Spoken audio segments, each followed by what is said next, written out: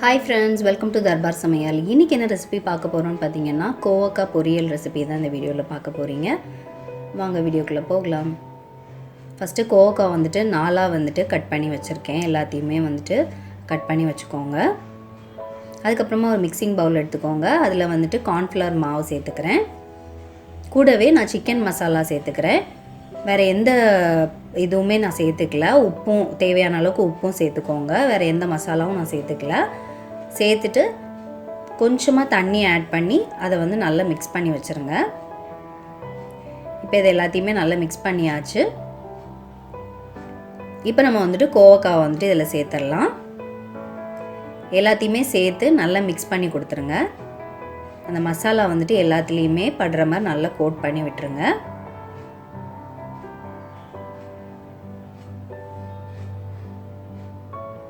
இப்போ எல்லாத்தையுமே நல்லா மிக்ஸ் பண்ணியாச்சு. இது அப்படியே ஒரு 15 நிமிஷம் வச்சிடலாம்.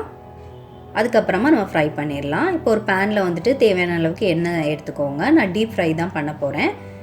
ஸோ கொஞ்சம் அதிகமாக எண்ணெய் எடுத்திருக்கேன். அதுக்கப்புறமா அந்த கோவக்காய் எல்லாத்தையுமே சேர்த்துட்டு நான் 2 பேட்சாக சேர்த்துக்கிறேன். எல்லாத்தையுமே சேர்த்து நல்லா கோல்டன் கலர் ஆகிற வரைக்கும் நல்லா ஃப்ரை பண்ணி எடுத்துடலாம்.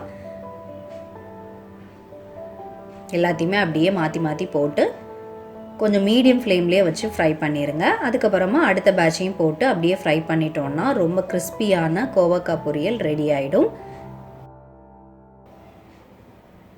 இந்த ரெசிபி உங்களுக்கு பிடிச்சிருந்துச்சுன்னா கண்டிப்பாக நீங்களும் ட்ரை பண்ணி பாருங்கள். தேங்க்யூ.